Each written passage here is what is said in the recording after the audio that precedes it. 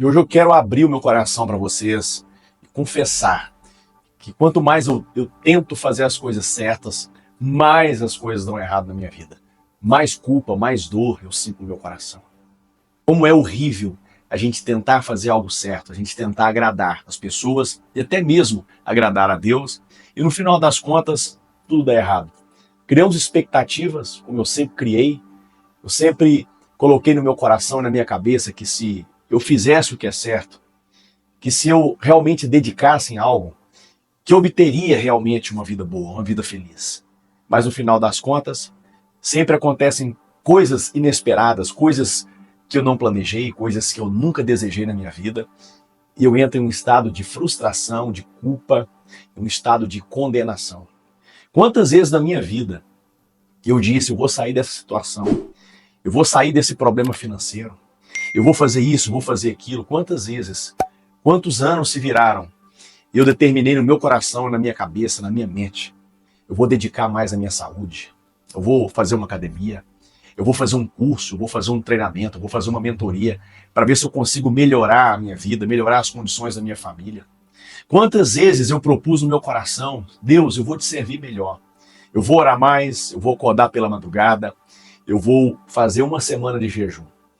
E a verdade é que, por mais que a gente se esforce, no final das contas, a gente olha e tudo está da mesma forma, ou talvez acontecem coisas que nós não esperamos. E nós entramos em um estado de frustração. Eu já passei por isso muitas vezes. Já perdi muitas coisas, mesmo sendo um crente no Senhor. Mesmo tendo feito uma aliança com Jesus. Quantas vezes eu tomei decisões pensando, Deus vai agradar, Deus vai ficar feliz comigo, porque isso é para o bem, isso é para investir na obra, isso é para poder investir no ministério. E de repente as coisas se perdem, as coisas vão de mal a pior. E nós vamos entrando em um estado de desânimo, desmotivação, como diz a nossa autoestima, vai lá para baixo, vai para o pó, vai para o chão, vai para a lona, e a gente fica num estado de culpa e condenação. Por que isso acontece? Eu sempre me perguntei, por que o Senhor permite que essas coisas aconteçam, sendo que na maioria das vezes a gente tem um desejo bom, a gente tem um propósito bom, a gente tem um objetivo, um alvo bom, o propósito, a ideia, a vontade é boa, mas nem sempre vai acontecer conforme a gente quer. E às vezes a gente vai vivendo com essas permissões de Deus, que Deus permite coisas acontecer, situações, circunstâncias que nós não compreendemos. E se não tomarmos cuidado, a gente se torna até um apóstata, a gente até se torna um ateu e começamos a duvidar de que Deus existe. Eu já passei muito por isso. Eu já enfrentei várias situações como essa. Já tem mais de 25 anos que eu entreguei a minha vida para o Senhor Jesus. E quando eu comecei, eu pensava que tudo iria ser perfeito, tudo iria dar certo. Tudo iria acontecer de forma perfeita, sem tropeços, sem erros, sem vacilos. Na minha cabeça eu pensava que Deus iria enviar anjos todos os dias para poder comunicar comigo e dizer, olha, não faça isso, não tome essa decisão, porque senão vai acontecer isso, você vai tomar prejuízo. E para poder abrir o coração para vocês aqui, falar a verdade, eu mais errei do que acertei. Mesmo conhecendo a palavra, mesmo começando a estudar a Bíblia Sagrada, mesmo tendo sido batizado nas águas, batizado com o Espírito Santo. E a pergunta é, por que Deus permite isso acontecer na nossa vida? Por que mesmo fazendo o que é certo, tudo pode dar errado?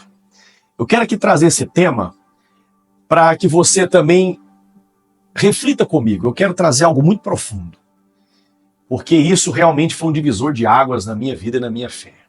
E hoje eu posso testemunhar que eu tenho uma fé inabalável, porque eu aprendi isso. Nós precisamos olhar para a Bíblia Sagrada, que é um livro tão poderoso que nesse livro onde tem vários acontecimentos, várias histórias, nós vamos ver histórias de pessoas comuns como eu e você. Nós vamos ver histórias de famílias com problemas, como a nossa família, como a nossa casa, inclusive a própria vinda de Jesus, o próprio nascimento de Jesus, foi um dia problemático, foi um dia conturbado, tanto que Jesus ele nasceu em uma manjedoura, em um estábulo, em um curral, onde ficavam os animais, porque não tinha uma vaga de uma hospedaria para hospedar. Jesus queria nascer, Maria, José, Então o próprio nascimento de Jesus foi conturbado, cheio de problemas. Podemos falar também sobre outros homens como Moisés, estava ali debaixo de ameaças de morte, infanticídio, né? Faraó havia dado uma ordem para matar todos os meninos homens hebreus que nascessem. Olha como que foi ali o nascimento conturbado. Um menino que cresceu ali como um filho adotivo em uma casa de pais que o adotaram, depois que ele foi descobrir a sua identidade. E nós temos também uma história na Bíblia Sagrada que realmente é a história que tipifica o que é realmente a dor, né? O que é o sofrimento, que é a história de Jó. Eu acho que a história de Jó é uma história que realmente leva o homem ao seu extremo, porque ele viveu uma grande prosperidade, uma vida aparentemente perfeita, fazendo tudo certo. Né? O livro de Jó vai narrar sobre isso, que Jó, ele fazia tudo certo, tanto que o próprio Deus testificou sobre Jó. E ele perguntou para Satanás: tem visto meu servo Jó? É um homem justo, é um homem íntegro e temente, é um homem que teme, é um homem que faz tudo certo. A Bíblia vai dizer que Jó, ele todos os dias ele oferecia um sacrifício a Deus. Levantava pela madrugada e todos os dias oferecia um sacrifício para trazer proteção para sua casa, para os seus filhos, para sua família. E mesmo assim, fazendo tudo certo, um dia tudo deu errado. E a pergunta é, por que que foi Deus quem acionou tudo isso? Foi Deus quem perguntou para Satanás, não foi Satanás que perguntou para Deus sobre Jó, mas foi Deus que instigou a Satanás. E Satanás agora vai questionar Deus também e falar, mas é claro que ele serve o Senhor, ele é tudo isso que o Senhor diz, porque ele é muito abençoado, tudo que ele tem, tudo que ele faz, ele é um homem muito abençoado e tem um cerco de proteção sobre a vida dele. Ele fala, deixa eu tirar tudo que ele tem, para você ver que realmente ele vai blasfemar contra a sua pessoa. Então Deus permite. Satanás destrói tudo que Jó tinha, toda a estrutura, né? Tudo aquilo que Jó dedicava a sua vida, os seus devocionais, a sua vida correta, a sua vida certa, porque na mentalidade dele, eu devo fazer as coisas certas para poder ser abençoado. Eu devo fazer para então ser. Gente, aí está o grande diferencial. É aí que está a revelação do que é o verdadeiro evangelho, o falso evangelho. Existe um falso evangelho que é Satanás, quem adulterou. É Satanás quem tem ensinado essa falsa mentira, que parece ser verdade, mas é uma mentira. Porque lá no Jardim do Éden, Deus já havia abençoado, quando Deus criou o homem, Gênesis vai dizer que Deus o abençoou. E o homem dominará sobre a terra. O homem já foi abençoado para dominar, para ser frutífero. Deus cria o homem para ser frutífero, porque ele já é abençoado. E ainda vai dizer assim, olha, que Deus criou o homem à sua imagem conforme a sua semelhança. Deus já havia criado o homem conforme a sua imagem. Mas Satanás, ali na boca de uma serpente, ele agora vai inverter essa mensagem. E diz assim para Eva, ele não quer que vocês comam desse fruto, porque o dia que vocês comer, ou seja, o dia que vocês fizerem algo, vocês precisam fazer, então vocês serão como ele. Repare que Satanás ele fez uma invertida, né? A mentira do diabo é a inversão de uma verdade, então ele inverte essa verdade. Por isso que eu fiquei muitos anos no evangelho, mas com a mentalidade torcida, com o evangelho invertido, errado. Então Satanás ele diz assim, olha, faça isso, então você será. Lembra que Satanás ele fez a mesma coisa com Jesus ali no deserto, quando Jesus estava 40 dias em jejum e oração no deserto, para ser tentado por Satanás. Satanás, ele agora tenta induzir Jesus a fazer algo para então ser, para ser reconhecido, para ser suprida a sua necessidade. Faça isso, transforma a pedra em pão para você saciar sua fome. Pula daqui de cima, os anjos vão te segurar, como está na palavra, e todos o verão. Se encurve diante de mim, e eu te darei as nações. Satanás ele vem com esse evangelho invertido, que diz, você deve fazer para então ter. E lembra que eu estou desde o início aqui, compartilhando com vocês, que eu pensava dessa forma, que eu deveria fazer tudo certo, para então ser alguém na vida, para ter alguma coisa, para ser abençoado. É exatamente o contrário. Eu devo fazer porque eu já sou. E quando Satanás ele quer te colocar com a mentalidade focada no futuro para criar uma expectativa, Satanás ele quer que você olhe para o futuro e crie uma expectativa. Ele quer que você manipule o seu futuro. Ele quer que você defina o seu futuro a partir daquilo que você faz. Faça isso, então você terá, então você será. Mas o verdadeiro evangelho, a verdadeira mensagem, desde o princípio, o evangelho eterno, que sai da boca de Deus, é a mensagem que diz: eu já te abençoei, você já é a minha imagem, você já é a minha semelhança. É essa que é a mensagem. É isso que demorou a entrar na minha cabeça. Então Jó, ele vivia dessa forma, fazendo tudo certo, e ele se justificava naquilo que ele fazia, né? Ele pensava que a sua devoção a Deus é o que garantia o seu sucesso, a sua vida abençoada e a proteção da sua casa e sua família, até que um dia tudo é destruído, tudo acaba, tudo encerra, tudo vai para o pó, tudo vai para a lona. Então Jó, ele agora, depois de tentar se justificar daquilo que ele faz, ele quer agora achar uma justificativa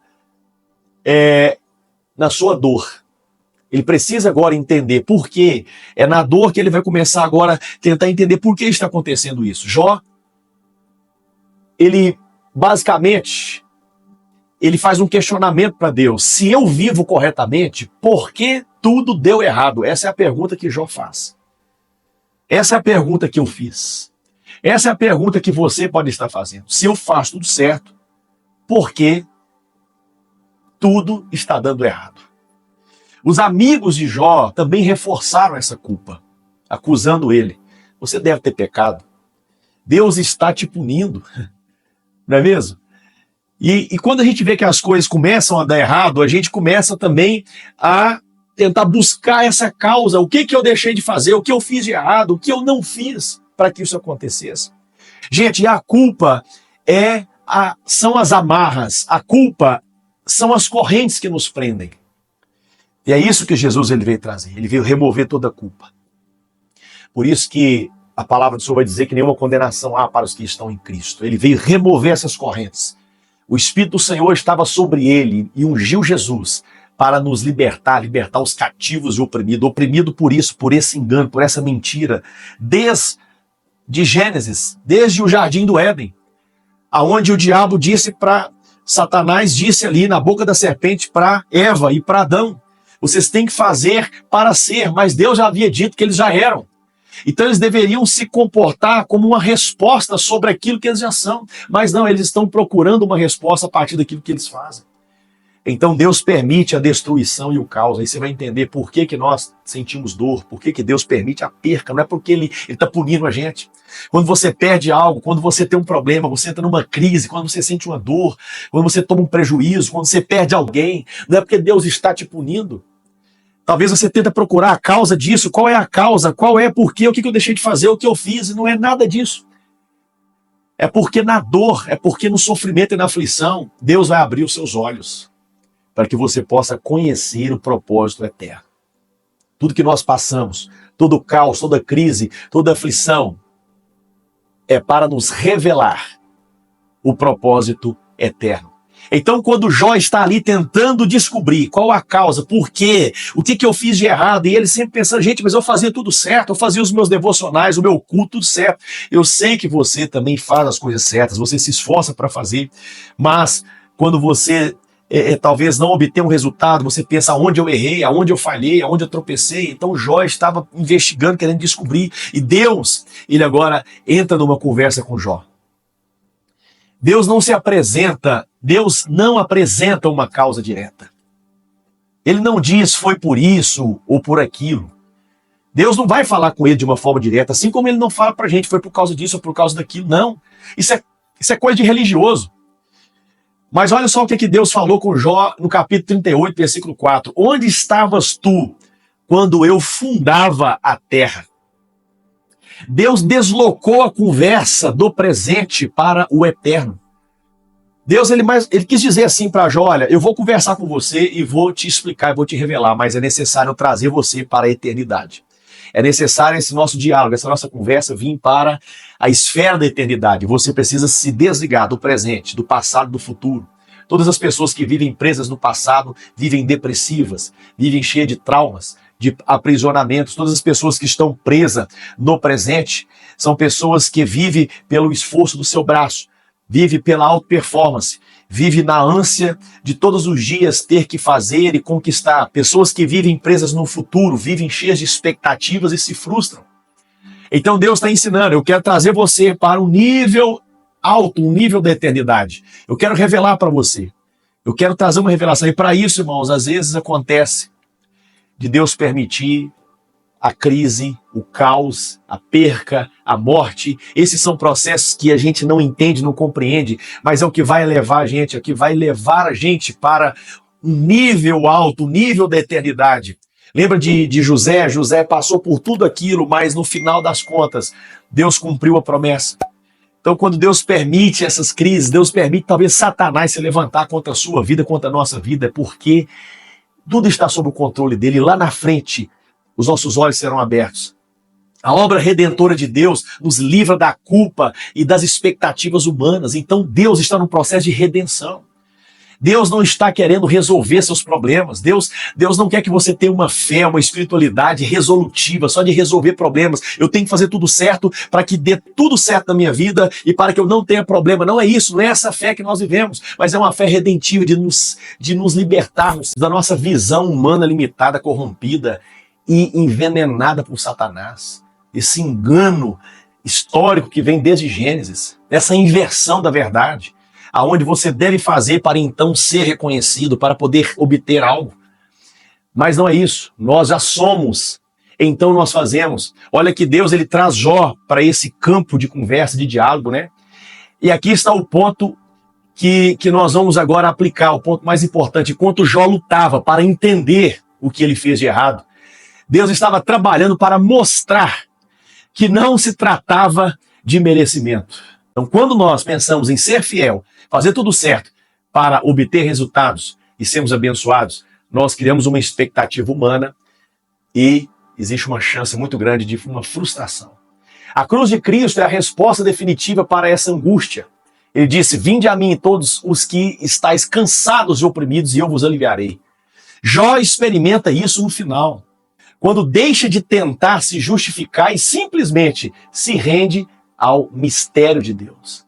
Tentou se explicar, tentou achar uma explicação, mas Deus agora o convida para um papo, para uma conversa de eternidade. Deus perguntou para ele, lá no capítulo 38, versículo 4, onde estavas tu quando eu fundava a terra? Olha que pergunta poderosa. Ele está querendo, sabe, deslocar essa conversa, deslocar a mente de Jó para a eternidade. Saia do presente e venha para a eternidade.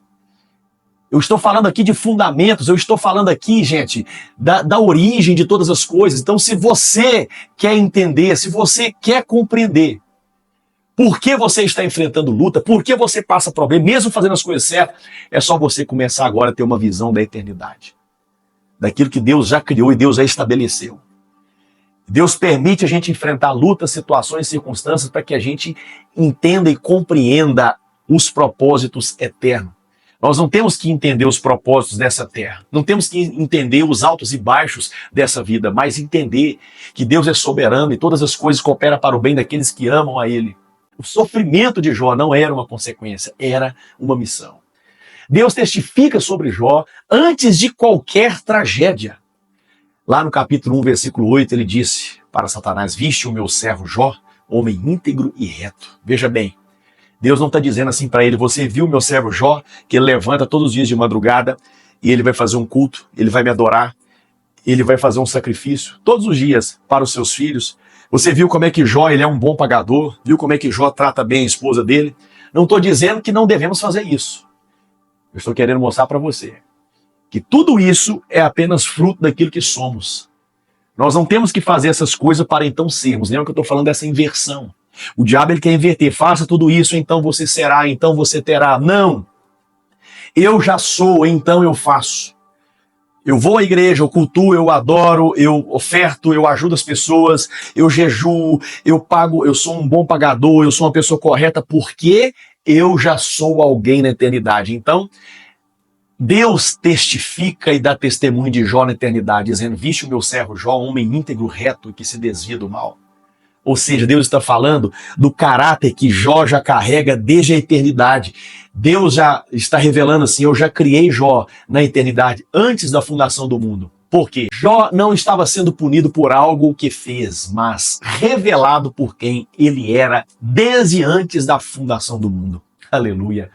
Deus queria revelar a verdadeira face de Jó, quem realmente ele era. Deus queria mostrar que existia algo muito mais precioso, mais grandioso em Jó do que aquilo que ele fazia, o que ele era, o quem de Jó. Não é o que, não é o onde, não é aquilo que ele fazia, mas é quem ele era. Deus queria, por isso que Deus permitiu, por isso que Deus deixou com que Satanás arrancasse toda aquela capa, destruísse toda aquela estrutura de Jó, para que realmente ficasse ali desnudado diante de todos quem ele era. E agora, Jó, depois de ter essa conversa com Deus, e agora Deus começar a rasgar o véu, né, que ocultava a verdade para Jó, lá no capítulo 42, versículo 5, Jó vai dizer: antes eu te conhecia de ouvir falar, mas agora os meus olhos te veem, agora eu consigo te ver. Agora eu vejo quem o Senhor é e agora eu começo a ver quem eu sou. Aleluia.